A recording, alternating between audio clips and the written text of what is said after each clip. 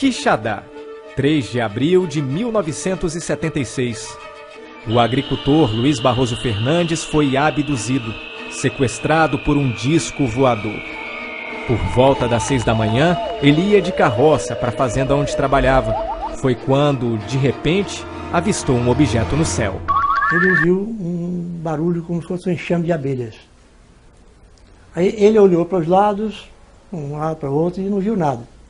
Continuou andando, mas lá na frente, um objeto que ele classificou como um pneu de trator muito grande ou uma tartaruga. Passou por cima da charrete que ele ia dirigindo e parou na frente. Abriu uma portinhola nessa bola de luz, que depois, ao esfriar, ele viu que era uma nave. Abriu a portinhola, saíram 2 ufonautas. Eles jogaram uma espécie de raio de luz sobre Barroso e o levaram para dentro da nave. Devolvido 2 horas mais tarde, o agricultor apresentava estranhos sintomas, como tontura, náuseas, tremores por todo o corpo e uma intensa dor de cabeça. Barroso não conseguiu mais se livrar dos problemas de saúde que só pioravam. Ele começou a regredir mentalmente, perdeu a coordenação motora e passou a ter uma vida vegetativa até morrer. Começou a chegar gente fora. Tomara que eu publiquei na revista ou da Inglaterra, e aí divulgou-se e muita gente veio para cá. Na Argentina, Peru, Estados Unidos, Inglaterra, Japão, todos eles vieram aqui e saíram sem uma explicação. Outro caso ufológico fantástico aconteceu em 1998. Manuel de Queiroz estava participando de uma festa de aniversário em um sítio na Serra de Pacuti. Por volta das 8 da manhã, ele desapareceu inexplicavelmente. Reapareceu 4 horas depois, sem lembrar o que tinha acontecido e com um corpo cheio de estranhas cicatrizes. Ao voltar, a gente fez hipnose nele e ele conta o seguinte, que ao caminhar, tá certo?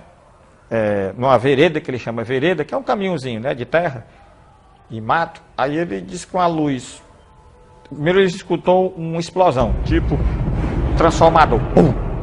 Quando ele se deu conta, aí uma forte luz em cima dele, e ele disse que foi sugado por essa luz, ele subiu nessa luz. Manuel foi parar dentro de um disco voador em uma sala arredondada semelhante a um laboratório de hospital.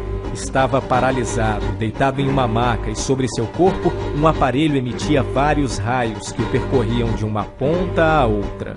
Existiam como se fossem 2 ou 3 pessoas, que ele chamou pessoas, né?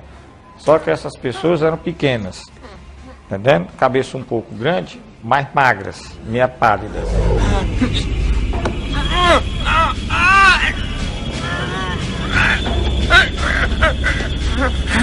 Quem nos conta essas histórias bizarras são os 2 ufólogos mais conhecidos do Ceará. Este é Reginaldo de Ataíde, cearense, 72 anos. É um dos ufólogos mais respeitados do Brasil, estuda o fenômeno há 48 anos. Ataíde é o presidente do Centro de Pesquisas Ufológicas do Ceará. Além disso, é jornalista, coeditor da revista Fenômeno e UFO, e já publicou 4 livros sobre o assunto.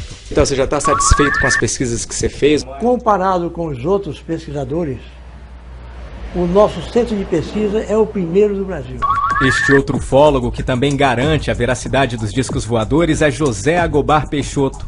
Ele é professor aposentado da Universidade Federal do Ceará e presidente da Associação dos Ufólogos Independentes do Brasil. Agobar estuda os discos voadores há 40 anos e possui uma vasta documentação acerca dessas estranhas máquinas voadoras. Está vendo os melhores casos do Brasil, nesses últimos 10 anos, tem ocorrido aqui. E a importância disso é que é documentado. O nascimento da ufologia cearense se confunde com o surgimento do Centro de Pesquisas Ufológicas do Ceará. O instituto foi fundado em 1959, após uma experiência insólita vivenciada por Reginaldo de Ataíde.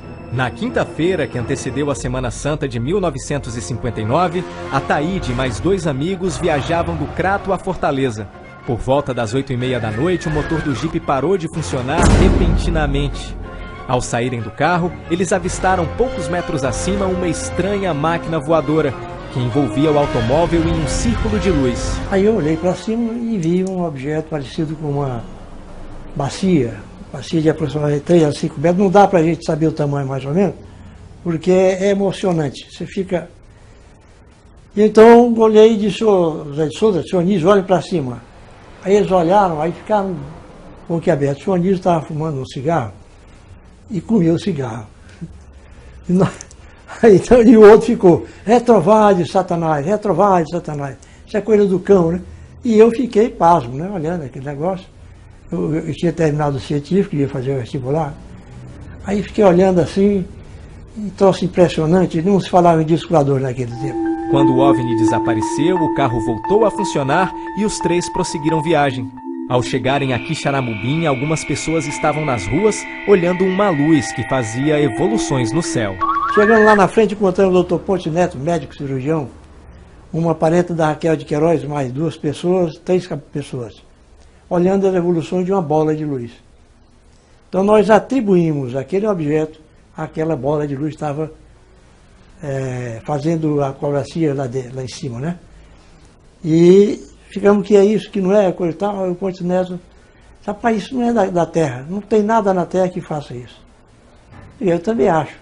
Logo depois do contato, Ataíde fundou o CPU, considerado um dos maiores arquivos do Brasil sobre o fenômeno UFO.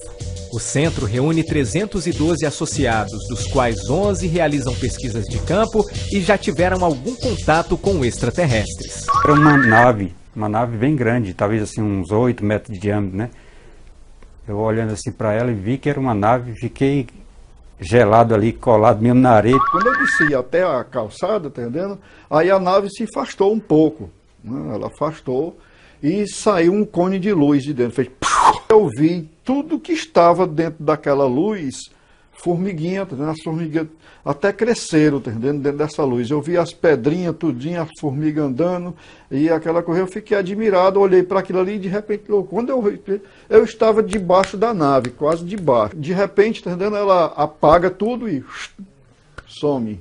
Além dessas histórias de outro mundo, o Centro de Pesquisas Ufológicas do Ceará conta com um pequeno museu e eu vou mostrar para você agora as coisas que a gente encontra aqui dentro. Aqui do meu lado, a gente tem uma luneta, um equipamento básico para qualquer ufólogo ou para qualquer pessoa que gosta de observar o céu. Aqui a gente tem uma imensa biblioteca, são cerca de 750 livros só sobre ufologia, são livros vindos do Brasil e de várias partes do mundo. Aqui atrás, alguns objetos de decoração, alguns equipamentos do pessoal do CPU. Desse lado, a gente tem uma imensa quantidade de vídeos, são filmes, na maioria documentários, sobre discos voadores, sobre ufologia, tem revistas específicas também sobre o assunto, e aqui na frente, um vasto material de documentos e material de pesquisa, fotos, são centenas de fotos que o pessoal do CPU também bate. Desse lado aqui, são as coisas mais interessantes aqui de dentro, pelo menos na minha opinião. São vários objetos retirados de cenas onde foram registrados pousos de aeronaves extraterrestres. Tem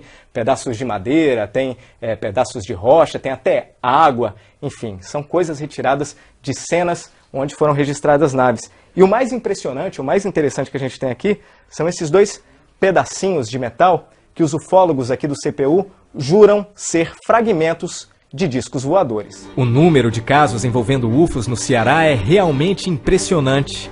Agobar garante que, além de quantidade, existem muitos casos de qualidade, com fotos, filmagens e outros tipos de evidências. Eu pesquisei uma menina jovem, de seus 18, 19 anos, onde ela foi...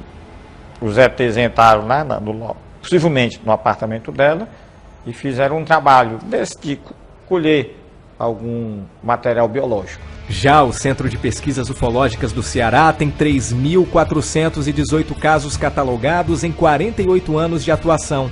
Na opinião de Ataíde, o nosso estado não é um privilegiado em ocorrências ufológicas. Os milhares de casos catalogados têm mais a ver com uma boa quantidade de ufólogos atuantes. Os pesquisadores cearenses é que são mais ativos do que os outros pesquisadores. A maioria dos pesquisadores de fora, eles usam o computador. Eles ficam atrás da máquina, do computador, pegando as informações que vêm de outros estados ou de outros pesquisadores, na maioria deles, rapazinhos, e que inventam histórias e lançam na mídia. E Fortaleza é uma das cidades onde mais aparecem discos voadores, pelo menos de acordo com o professor Agobar. Ele já pesquisou cerca de 50 bons acontecimentos ufológicos na capital. Os motivos que atraem os discos voadores à Fortaleza seriam a posição geográfica da cidade e as grandes construções. Tem surgido nessa área construções grandes, né? Metais que refletem muita luz. Então, o Mucuri tem essa ponta, né? Quem está lá de cima, né, vê essa saliência, né? Tá entendendo? Mais proeminente do que outras. E isso talvez chame a atenção. Cuidado, isso é uma ideia. Eu não posso dizer que isso é real, tá certo? Mas eu acho que é um fator geográfico. Já Reginaldo de Ataíde supõe que a explicação para os fenômenos ufológicos verificados em Fortaleza estaria na presença de um corredor Bavique. E é aqui na Praia do Futuro, viu, gente? Lá em cima, no céu da Praia do Futuro, existe uma entrada para um corredor Bavique. Daqui de baixo não dá para ver nada e você aí na sua casa deve estar se perguntando que diabo é um corredor Bavique. Eu vou explicar para você. De acordo com os ufólogos, esses corredores são uma espécie de via aérea ufológica, ou seja, são os lugares por onde as naves extraterrestres passam aqui na Terra. Eu vou conversar sobre isso com o Reginaldo de Ataíde. Ataíde, me diz uma coisa. Na verdade, queria que você explicasse um pouquinho pra gente o que são esses corredores Bavique. Corredores Bavique foi um processo criado por Aimé Michel, francês, trabalhando nos Estados Unidos, que pontuava todos os locais onde os UFA aterrissavam. Aí ele chegou à conclusão de que existia uma rota pré-determinada para que eles entrassem no Brasil e seguissem um certo itinerário. Em Fortaleza, aliás, no Brasil, a entrada principal do corredor Bavique é aqui na Praia do Futuro. Daqui eles passavam direto até Ponta Porã. E as subvias aéreas, ou seja, subcorredores Baviques, um se dirigia até a cidade de Quixadá, Xaramobim, Senador Pompeu, e o outro entrava aqui para o lado de Pernambuco, para Rio Grande do Norte, Pernambuco, e entrava para o oceano. Não sabendo para onde eles se deslocavam. Se para alguma espaçonave, nave-mãe, qualquer coisa assim. E Ataíde, é verdade que por conta disso existe um grande número de avistamentos de discos voadores aqui na Praia do Futuro? Sim, o percentual é muito grande. Hoje já está mais aberto, já aparece mais em outros locais. Mas no tempo em que surgiu a teoria do corredor Bavique, aqui era um ponto de avistamento muito forte. Inclusive, hoje, agora, há poucos meses atrás, nós tivemos um fato de um UFO da Rasantes aqui na Praia do Futuro. Para saber se isso é verdade mesmo, a gente foi conversar com algumas pessoas que trabalham ou moram aqui na região da praia. Eu nunca percebi nada estranho, nem durante o dia, nem à noite. Nada diferente, não. Eu vejo algumas luzes lá no final do mar, bem no meio. E afinal de contas, o que querem os ETs que visitam o Ceará?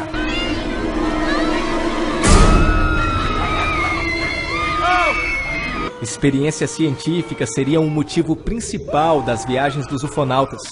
Seres humanos, animais, plantas e minérios são objetos de estudo dos extraterrestres.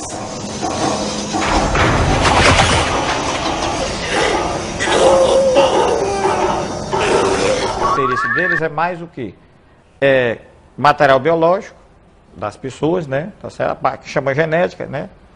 A parte, vamos dizer assim, da fauna, né? Tá certo? A parte biológica relativa a vegetais, né? Vegetação.